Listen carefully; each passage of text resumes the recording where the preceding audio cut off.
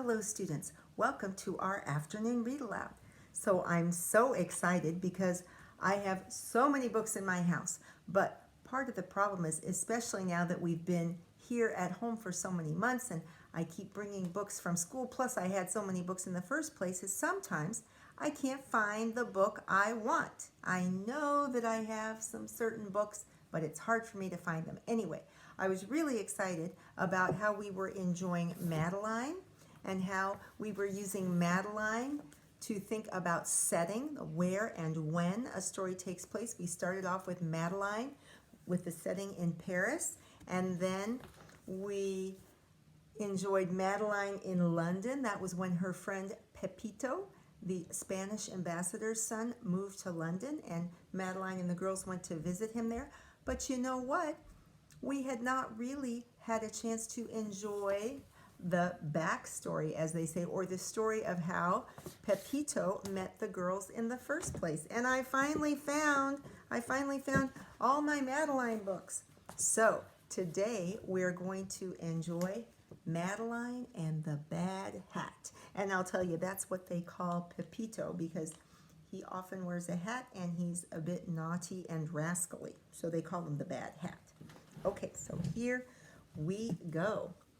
And again, the setting is Paris. This is a famous place in Paris, and that's actually a monument from ancient Egypt. Actually, the French snagged that when they went conquering in Egypt, and they brought it back, and they set it up in a big, beautiful square with a fountain. And there we see the girls. I see the girls looking, but they don't look happy, even though it looks like someone's doing something exciting, like balancing on a unicycle or a bike. Madeline and the Bad Hat. Ooh, and here's another picture on a famous river. The big river in the middle of Paris is called the Seine. And so here, Pepito looks like he is fishing on the Seine, and there the girls are watching. Oh, and there's Notre Dame, a famous church in the background. Oh, and there's Miss Clavel and the 6 girls. Madeline and the Bad Hat. Oh my goodness, look at the details on that title page. I see someone, is that Pepito? Holding some barbells above him like a muscle man, a muscle boy. He's put his hat on the lion statue, and there Madeline is standing looking at him. By Ludwig Bemelmans. Here we go. In an old house in Paris that was covered with vines lived 12 little girls in 2 straight lines. They left the house at 9:30 in 2 straight lines, in rain or shine. The smallest one was Madeline. And there's little Madeline looking at us. One day, the Spanish ambassador moved into the house next door. Okay, here comes Pepito. Here he comes in the fancy car. It moves in.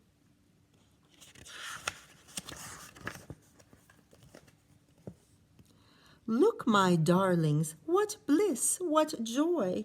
His Excellency has a boy. Oh, I guess they think that'll be fun to have a neighbor to play with. Madeline said, "It is evident that this little boy is a bad hat." Oh, well, I guess he is making faces at them across from his balcony window. In the spring, when birdies sing, something suddenly went zing. Oh my goodness, Pepito is using a slingshot to throw something at the birds. That's terrible. Causing pain and shocked surprise during morning exercise. Oh my goodness, he wasn't shooting at the birds. He was shooting at the girls. That's terrible. On hot summer nights, he ghosted. In the autumn wind, he boasted that he flew the highest kite. Oh, he's up on the roof flying a kite. Year in, year out, he was polite. wow. Oh, there he is riding a bicycle on the kind of the parapet. That's the wall on a bridge. That's making me think of when Madeline scared Miss Clavel by walking along the edge of the bridge, and the girls look impressed to see Pepito on the bike. Okay, year in, year out, he was polite. He was sure and quick on ice. Oh, he's a good ice skater. And Miss Clavel said, "Isn't he nice?" One day he climbed upon the wall and cried, "Come, I invite you all. Come over sometime and I'll let you see my toys and my menagerie. My frogs and birds and bugs and bats, squirrels, hedgehogs, and 2 cats. The hunting in this neighborhood is exceptionally good." So a menagerie is a group of animals that someone keeps as pets. But what do the girls think? Their faces don't look very interested. But Madeline said, "Please don't molest us. Your menagerie does not interest us." He changed his clothes and said, "I bet this invitation they'll accept." Ooh, what is he changing into? Ooh, fancy clothes. Madeline answered, "A torero is not at all our idea of a hero." The poor lad left. He was lonesome and blue. He shut himself in. What else could he do? But in a short while, the little elf was back again, and his old self. Oh my goodness, he's pouring water on somebody walking by underneath. So I've got to stop and think, because reading is thinking. So Pepito moved in next door, and Miss Clavel said, "Well, isn't that nice? There's a boy, maybe a new friend to play with." But Pepito's kind of naughty, and maybe he's doing stuff to bother the girls, and they don't like it. So they don't want to be friends with him. And he keeps trying to impress them, right? He was riding fancy on a bike and dressing in a fancy outfit, but they're like, "No, we're not interested." So he just went back to doing his old rascally things. I wonder what's going to happen. Said Miss Clavel, "It seems to me he needs an outlet for his energy. A chest of tools might be attractive for a little boy that's very active." I knew it. Listen to him play, hammering, sawing, and working away. Oh, but that boy was really mean. Oh no, he's done something to make the girls cry. He built himself a guillotine. Oh, he was unmoved by the last look the frightened chickens gave the cook. Oh no, he bought a little contraption to help the cook. So in this family, in the old days, sometimes families would have, or rich families would have, a cook living there to make the food, like an ambassador's cook, his chef, and they would have fresh chickens that they would kill to eat. And Pepito built a contraption for that. Oh. He ate them roasted, grilled, and frito, fried. Oh, what a horror was Pepito. One day went out to take the air. Madeline said, "Oh, look who's there." Pepito carried a bulging sack. Okay, let's look closely. Here are the girls walking, and across the busy road, they see Pepito with a sack. What is he up to? He was followed by an increasing pack of all the dogs in the neighborhood. Oh, why? Where's he going, and why are the dogs following him? That boy is simply misunderstood. Look at him bringing those doggies food. Oh, Miss Clavel thinks that Pepito is bringing the dogs some food, so she thinks he's doing something nice.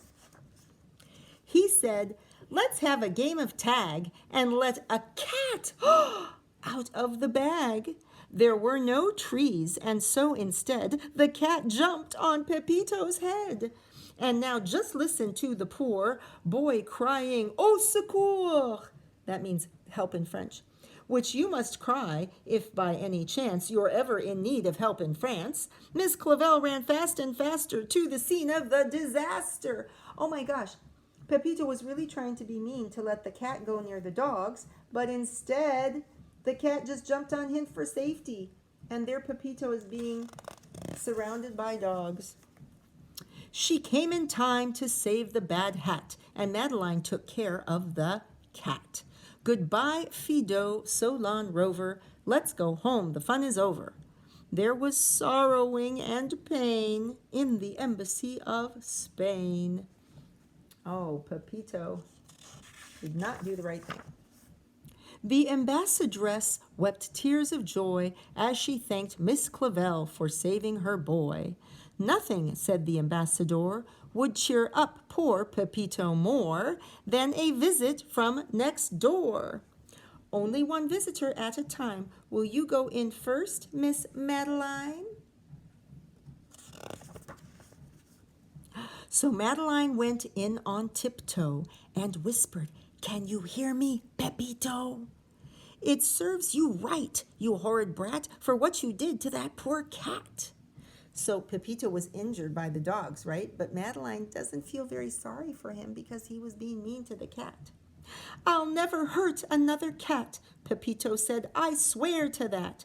I've learned my lesson. Please believe I'm turning over a new leaf. That's fine, she said. I hope you do. We all will keep our eyes on you. So Madeline's saying, I hope you're going to change, but we'll be watching you. Oh. And lo and behold, the former barbarian turned into a vegetarian. Oh my goodness. He felt so bad about his encounter with the dogs and being mean to the cat, and maybe about the chickens too, that he became a vegetarian. Look, he's buying légumes. That's veggies in French. And the starling and turtle, the bunny and bat, went back to their native habitat. So he also let all the animals go because his menagerie was a little bit mean. Not all the animals wanted to be there, I think. His love of animals was such. Even Miss Clavel said, It's too much. Oh, he went to the zoo and let out all the birds.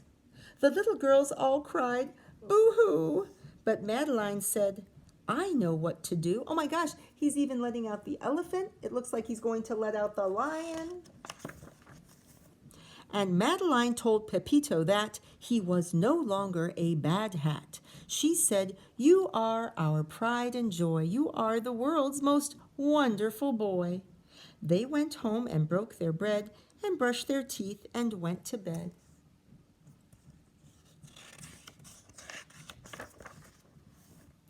And as Miss Clavel turned out the light, she said, I knew it would all come out right. So I'm going to toss the book aside and get going? No, I got to do something. And you know what? I got to think. So it's interesting, through a lot of the book, Pepito was doing really rascally, naughty things, right? And he kept getting in trouble. He kept having problems, but he didn't change. I think that's a little interesting because I think mostly we think if you do something bad and something bad happens, then that kind of teaches you the lesson maybe to change your behavior a little. But he wasn't really changing. But finally, Madeline had a nice idea, right? Instead of continuing to call him a bad hat, instead of everybody still kind of making him feel like he was bad and naughty, she said, oh, you're wonderful. You know, we're proud of your good behavior, you know, because he had changed. He was a vegetarian. He was trying to be nice to the animals. And by being encouraging with her words, Madeline helped him to change. I think it's a good lesson in maybe thinking to ourselves how important words can be. Anyway, that's it for this afternoon. I hope you enjoyed the story. Keep washing your hands, cover your coughs and sneezes, do some reading, do some writing, help your family around the house, and I'll see you tomorrow. Bye.